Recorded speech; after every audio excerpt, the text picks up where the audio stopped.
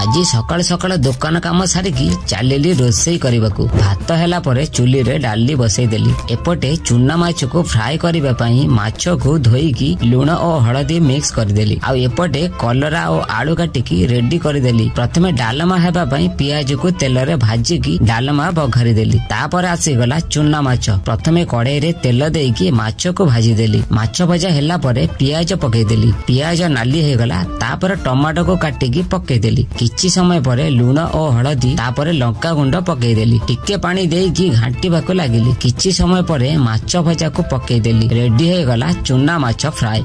तो फाइनली बनी गला हमर चुना माछ फ्राई। तो चलो तो टेस्ट कर देखबा केमिति ହେଇଛି।